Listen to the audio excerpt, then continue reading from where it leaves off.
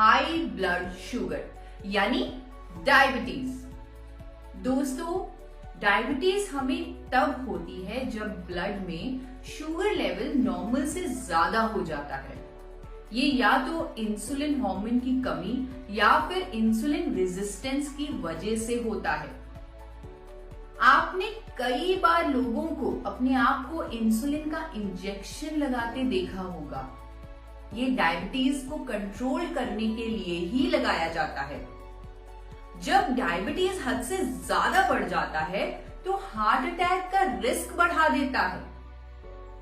पर आप घबराइए नहीं दोस्तों, क्योंकि डायबिटीज को कंट्रोल या प्रिवेंट करने के लिए हम अपनी जिंदगी में नेचुरल सॉल्यूशंस इजीली अपना सकते हैं।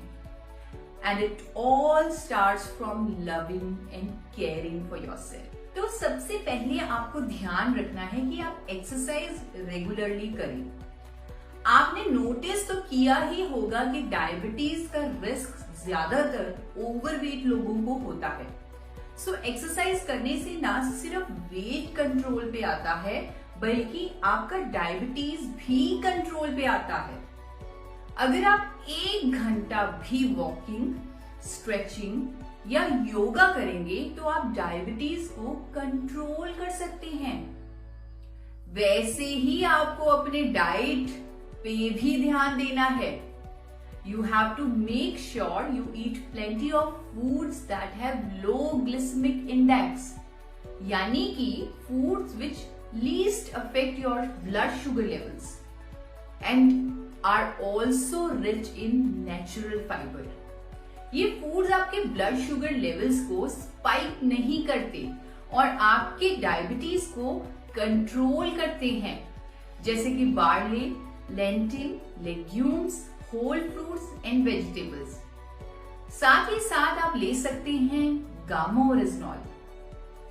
जी हाँ दोस्तों, ये पावरफुल एंटीऑक्सीडेंट हमारे बढ़े हुए शुगर लेवल्स को नॉर्मलाइज करता है, जिससे स्ट्रोक से, हार्ट डिजीजेस से हमारा बचाव हो सकता है।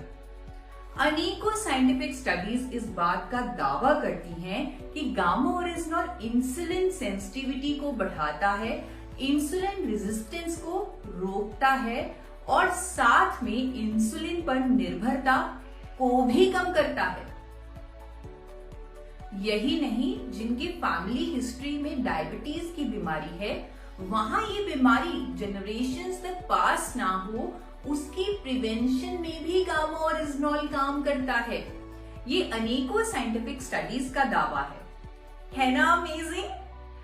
इसी बात को आप तक पहुंचाने के लिए मैंने बुलाया है आज के एक्सपर्ट डॉक्टर नवजीत तालुकदार को।